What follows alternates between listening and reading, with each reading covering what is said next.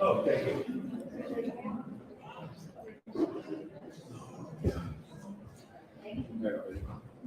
All right, we will open this up. We have our special guest here. You may know him from TV, movies, all over the place. I will be out in the audience for questions, but please welcome Mr. Tom Arnold. What's up, guys? Thank you for coming out. Thank you for coming out. I recognize some of you guys I recognize a lot of you guys from coming up to my table. That's cool. I appreciate it. And the rest of you guys, if I haven't, please come up there. Say hi. It's fun to do a little picture and sign in stuff. Sign some interesting stuff. It's not always what you think it is. Do you like hockey? I love hockey. Yeah. Love hockey. You know, he's got his sweater. That's what they call it, hockey. The jersey. That's right. Better. Love hockey. It's a do or die situation for the Havoc. If they don't win, season's over. So yeah, it's a big Yeah. Thing. Because that's what I have found that the hockey jerseys can make you sweat because of the fabric a lot of times.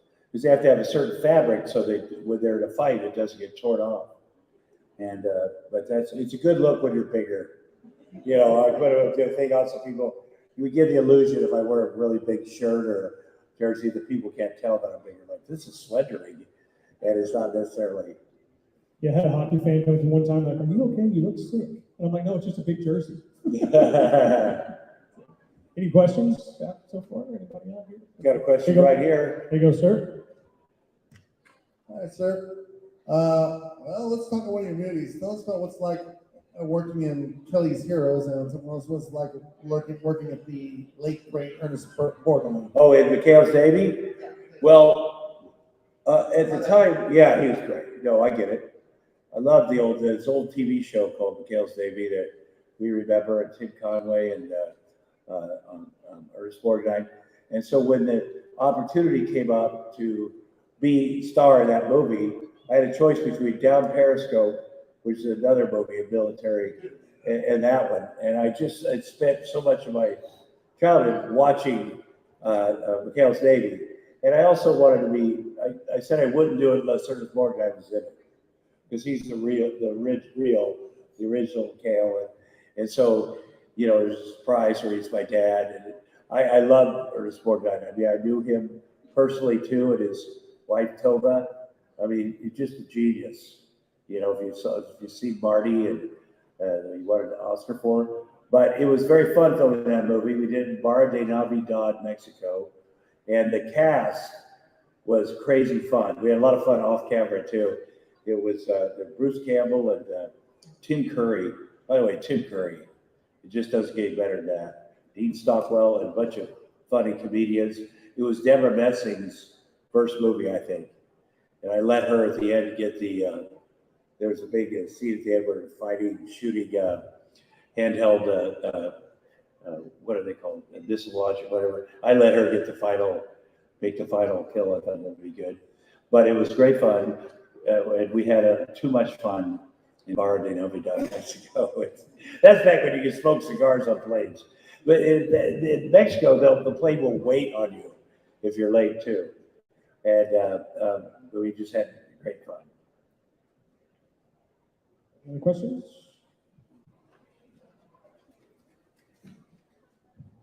Oh, that guy, I saw him.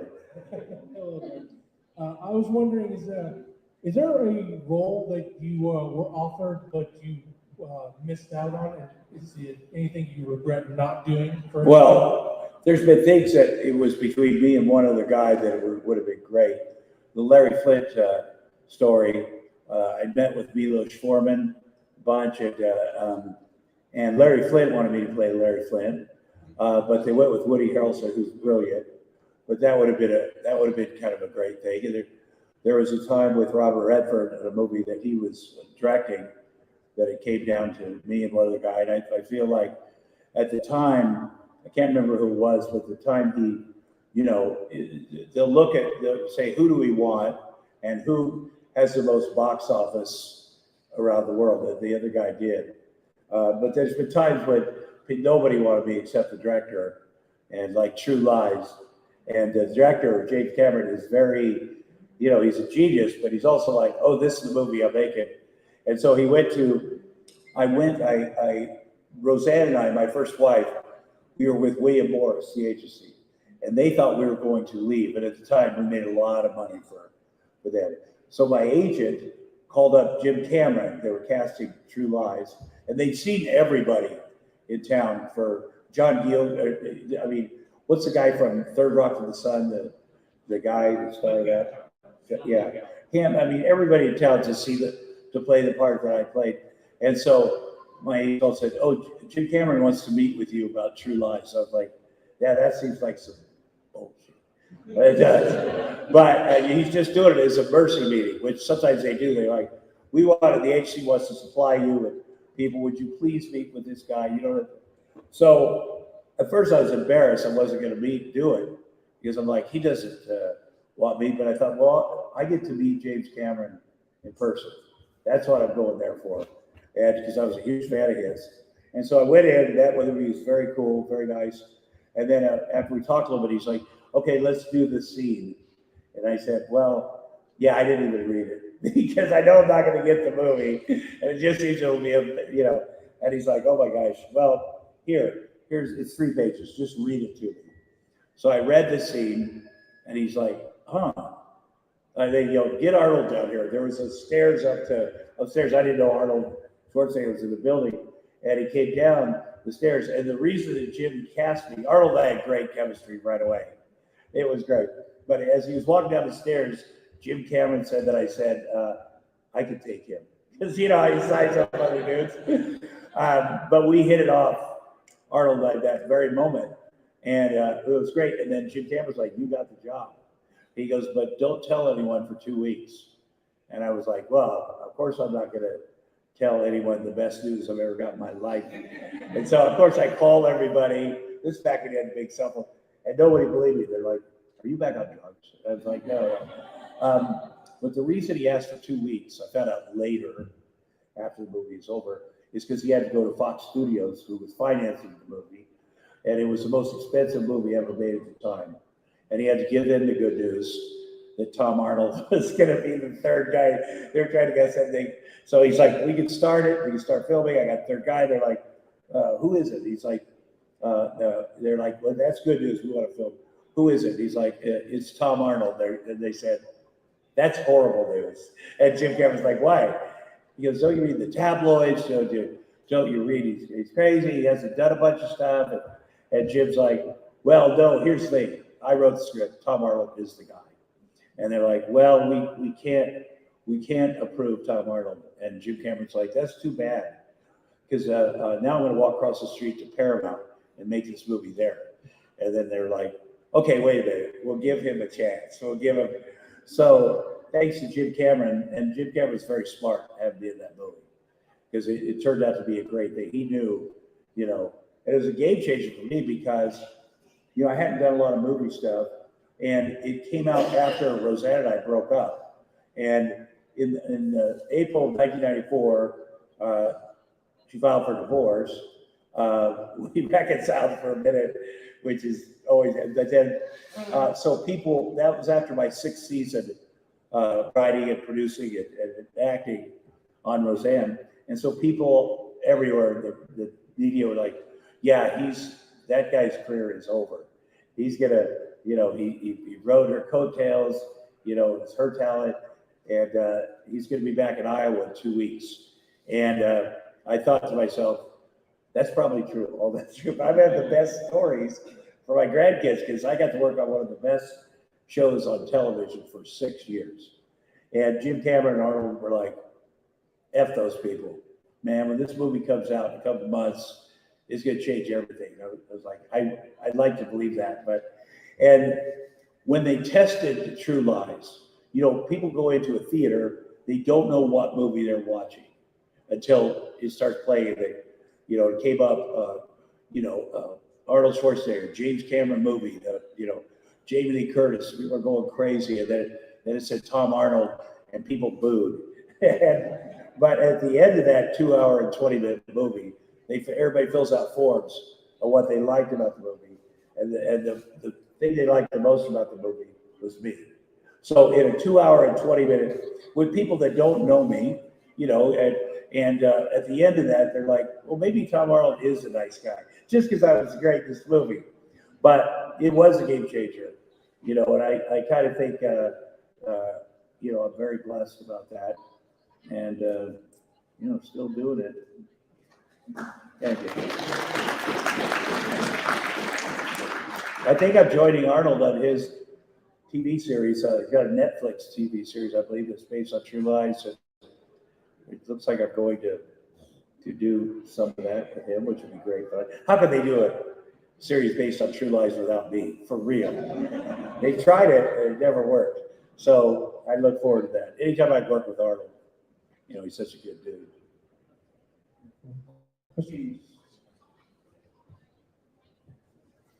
So who would win in a fight, Arnold Schwarzenegger or Steven Seagal? I could beat up Steven Seagal. Like he's a big dude, but he's an extra big dude. You know, we did X and Wounds, Steven Seagal, DMX, me, and Anthony Anderson, a bunch of great martial artists too. And my trailer was in between DMX and Steven Seagal, and DMX drove him crazy, and I loved it so much. But you know, in those action movies, by then, I forget what year this was, 2005 or something. I don't know what year it was. Steven Seagal, who was a great martial artist and taught people and had a dojo or whatever. By the end of that, if he was doing a kick, and he just filmed it going this far, then they get sucked by and go up. And, but you know, I figured I'd hit him low. He's a big dude. He's super big now. But the next movie I did with the same bunch, except Steven Seagal, was Cradle to the Grave with Jet Li. And Jet Li is this tall, his hands are that big, and he beat the crap out of anybody he can take this room. Like, he is legitimately the best martial artist I've ever worked with. And, you know, it was a big art. He was a judo champion of all of China, which is a big country. They got a lot of people. So he was legitimate. And so he came, and I've worked with some good martial artists, but he came and there was two guys. There's a cage fight in that movie. That movie's pretty good too. And they were blocking it out. They're rehearsing, and a guy named Chuck Liddell, who was an MMA guy, and Tito Ortiz, MMA. This one they were younger too, and they were in the cage and they've been fighting. And I've never seen where the star of a movie will actually throw down with, like, they got it going. In rehearsal, like, and he'd say, hit me, try to hit me, and they ended up keeping a lot of that in the movie.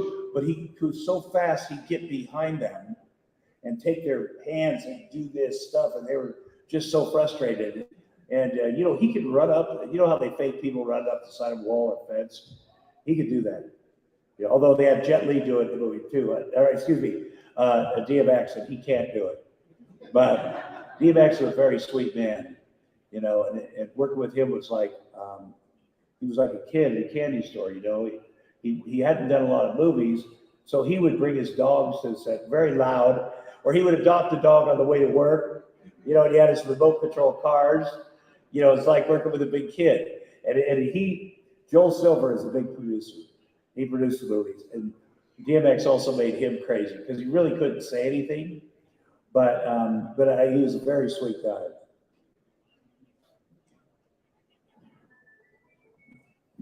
I know you. Your husband's got a new job. Yeah, you did his resignation video, which his boss sent a picture with his mouth shut. Oh my gosh, that's funny. He's like, That makes you happy. all dad jokes of all dad That makes you jokes. happy. Yeah, thank you for that so much. So I have a question. I know you mentioned DMX. So do you have any like other celebrity stories? Like you mentioned DMX, but like what other celebrity stories that like are funny, interesting, or even scandalous that you know of? Well, my first scene in a movie was with Dustin Hoffman in a movie called Hero, which I actually liked. I like that movie. And Stephen Frears is a great director. He directed it. And, you know, Dustin Hoffman is just excellent. But again, he literally gave the director a heart attack before the movie's over. And then the director came back to work and he bought him a heart monitor on the set, like just to mess with him. And Dustin Hoffman is a guy that, we'd be ready to shoot. People like, where's Dustin? We were filming in Venice or somewhere down there, California. And he'd be out in the middle of the street playing football with homeless guys. And his character was like that. And he'd be out there with and I bet they didn't even know who he was because his character is a very rundown dude. And he would literally be in the street and very, and then when you do your turnaround where Dustin's here and his camera's not on, it's on his back, he speaks in Chinese. So you got to be listening. It's like I always have to be hearing, listening. And, but you got to be ready to improv, whatever. And we were filming in this old bar. And, as I'm the bartender, I looked down, they had a gun, the soda gun or the booze gun, at both. And I pulled out and I pour what looked like some whiskey in this thing and handed to him and he took a big chug of it. But it hadn't been cleaned out. The bar had been closed for quite a while. And those the hoses that connect everything. And but it was great fun. I'm trying to think of who else. I got to do one of those Freddy Krueger movies, Roseanne and I. That was literally the first time I was on camera in a movie. And it might have been her second after She Devil. But we were such super fans of that series, They're like, hey, do you want to come down and do something? We're like, yeah, we want to come down and do something. I'm trying to think of, and then after True Lies, which was successful, I got to do a movie called 9 Months. And Hugh Grant, I had True Lies. Hugh Grant had just done 4 weddings and a funeral. You know who Hugh Grant is, the British guy? Let me see if I can tell this story. Okay, here's the story. So Jodie Cusack is my wife. I love her. Julianne Moore is his wife. She's amazing. And Robin Williams, Jeff Goldblum's in it. And Robin Williams was our doctor. And Robin Williams, anything good you've heard about Robin Williams is true and more. If I called him at 3 a.m. and said, so-and-so's in trouble, he'd be like, let's go get him, whether he knew him or not. That's the kind of man he was. But when I worked after high school, I worked on the kill floor of a meat packing plant for 3 years to save money for college. That's rough work. You got to make your own fun. And, I used to be up there boning hands or chiseling heads or whatever. And I used to fantasize that I was not in Ottumwa, Iowa. In fact, I was in Hollywood and I was best friends with Robin Williams. His More Committee was on, and even though it made no sense where I'm from, because nobody did that. And so cut to, we're making 9 months. And we did it in San Francisco for 5 months. And Robin had everybody over for dinner at his house the night before we started shooting. And we're sitting there, and after dinner, I'm sitting there with Robin Williams, and I said, I've been here before. He goes, no, you haven't been to the house. I go, no, me and you. I've been in this moment. Me and you, best friends. And he's like, Tom, we're not best friends. I go, I know, but it's pretty close. It's pretty close. So, but Hugh Grant and I were very close. Man, he was so fun. That we went out like every night and had fun. We were high-fiving, like dudes do, and hugging and saying, I love you, man. And Madonna came to town. I'm going to tell this story as appropriate as I can. And Madonna came to town to have a private concert. And she invited Hugh Grant and I to be her special guests. She invited Hugh Grant, but I drove. Anyway, we went to this little Madonna concert. And then afterwards, she invited us backstage. And Hugh Grant and Madonna had chemistry. Like, they were all over each other. And so she's like, do you gentlemen want to come up to my suite and hang out? And I'm like, yeah, you're damn right about it. We want to come up and hang out in your suite. And so Hugh and I get in the elevator to go up there. And all of a sudden I realized, my conscience. I said, listen, Hugh, I'm not going to be offended if I get in the cab and go back to the hotel. And he's like, Tom, do you or do you not want to see me F Madonna? And I'm like, well, of course I do. I didn't want to be a weirdo. So he's like, well, stick around, Dave. In about 10 minutes, I'm going to be. So we go up there and suite, and it's huge. And it's so cool. And she's like, gentlemen, make yourselves at home. I'm going to go in here and freshen up. And so she goes to the other room, and we're just standing there. We can't believe how lucky we are to be hanging out with Madonna and making ourselves at home. And Hugh Grant grabs a bottle of $200 champagne and starts chugging it. And I look over, there's a big white sheet cake here. And so I'm making myself at home. So I cut the quarter piece, a huge one, with the most frosting, like I always do. And I'm eating it. And then I said, Hugh, 3 o'clock. And I'm like, do you see what I see? And he's like, yeah, that's Madonna's Louis Vuitton luggage.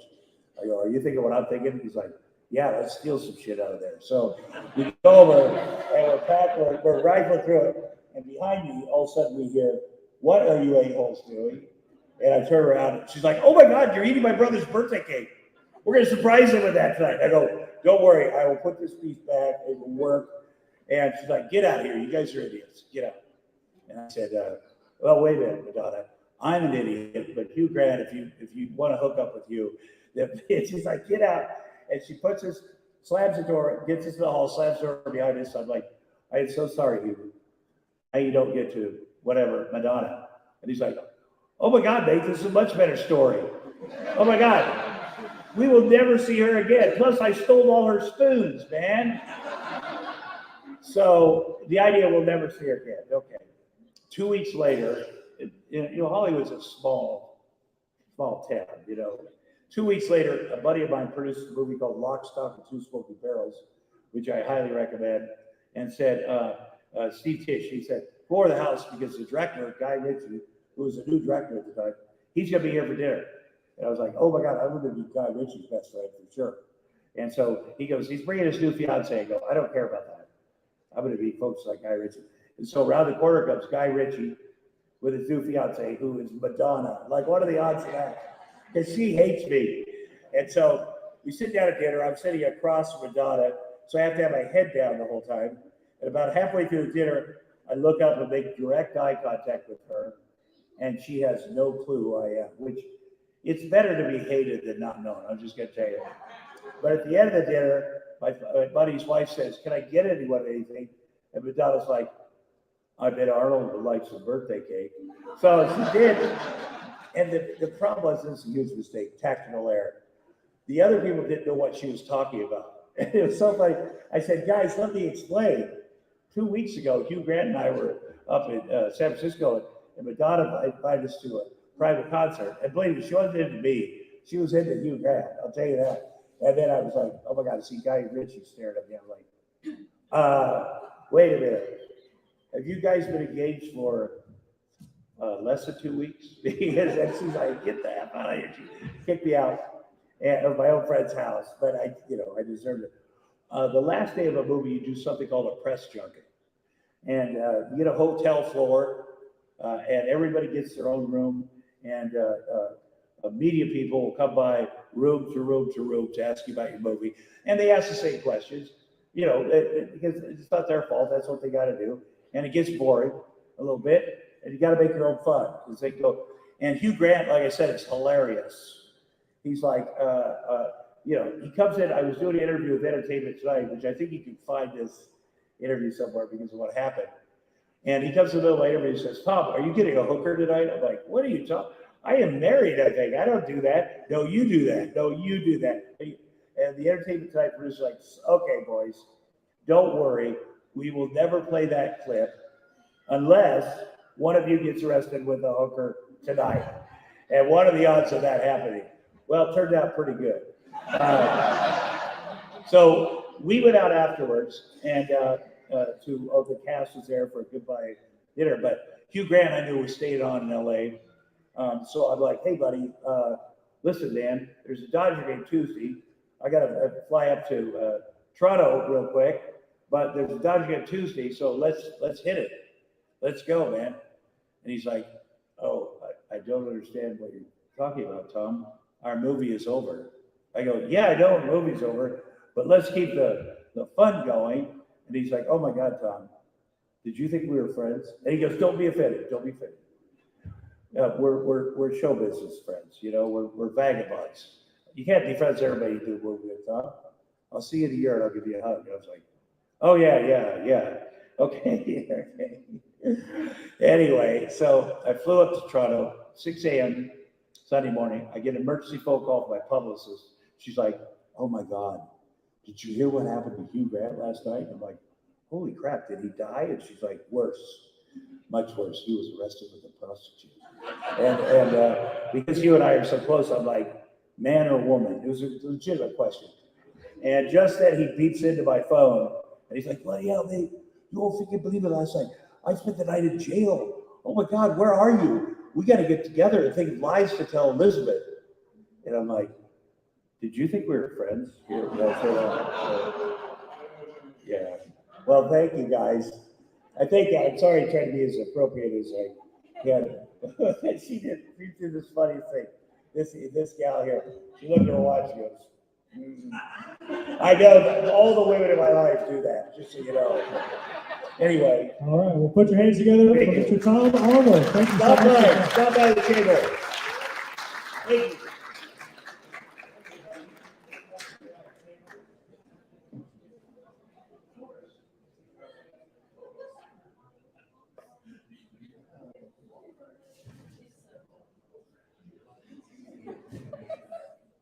I love Huntsville. Man, it's one of the best cities in America. You know, I've been everywhere down that way. Huntsville County, my favorite down that way. But the people here are just incredible. Everybody, before you come here, it's like, you have to have more PhDs. You know, there are a lot of smart people. There's also a lot of rednecks, which I like. I like the variety. You know, the town I grew up. But Huntsville is especially nice. And thank you for having me.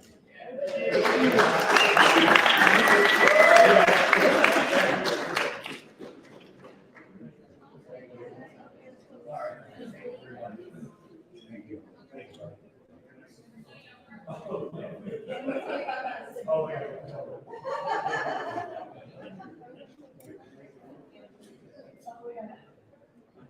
I know that.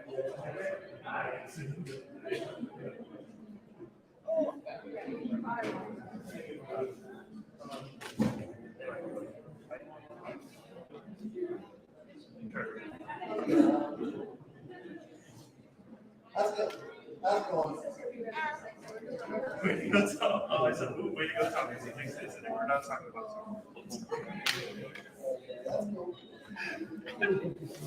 Where's it going?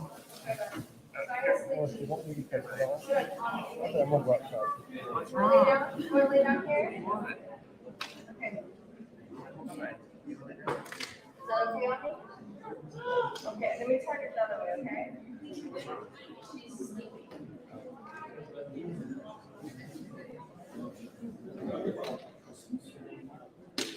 Hey. You're sorry, too. Like you're about to pass out. You want to lay down? Yeah. How's things going? Could have been.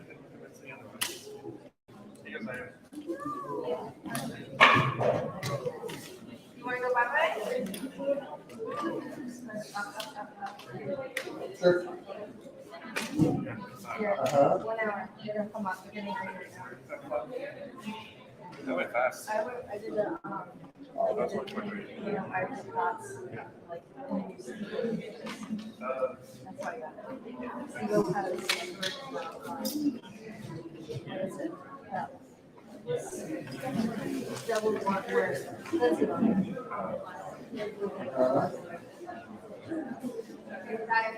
Really not? You wanna walk? Oh, that's good. Did we get the goggles? Yeah. I hear it. Well, I'm doing okay. It's paranoid when I'm at home. We'll deal with sensors messed up. It's partially fine. Well, probably paranoid when I get home. We'll see how it goes. I work home with a mechanic. He says should be no problem, but yeah. You know, so that goes. Not yet. I'll be watching the next week contest and then when I'm home. So feel about 6 o'clock. So I'll go ahead and be there and we'll hit about 7 o'clock. Stop at my place, get that stuff, and then I'll take Brand home and I'll come back here and I got your stuff. I got lots of stuff for you guys. Yeah. I got to see Tom Arnold. And he told me about his movie career, how he involved with Hugh Grant and and of course, we talked some about what's what else? Got to meet the creator of Teenage Mutant Ninja Turtles. Yeah. And I know Lou Frank was there. He plays golf. I was there 2 years ago. And yes.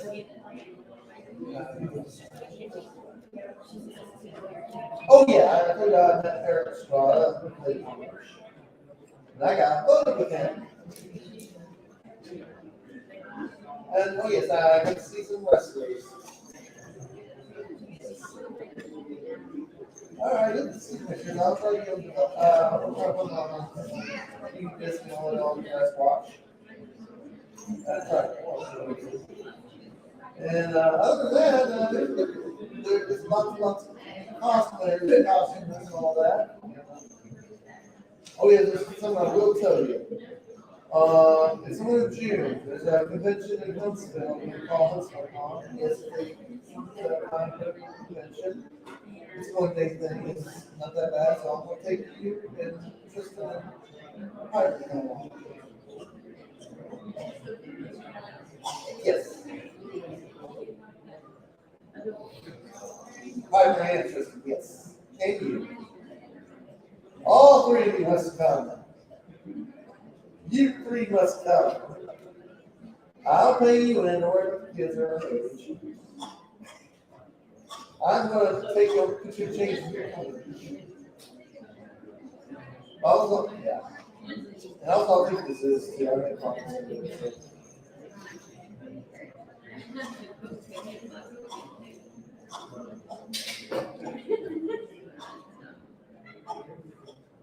You'll enjoy it. See the cartoon. See our cosplayers. Other than that, yeah, I'll probably like to use a convention of probably 6 to 7, and if I come home.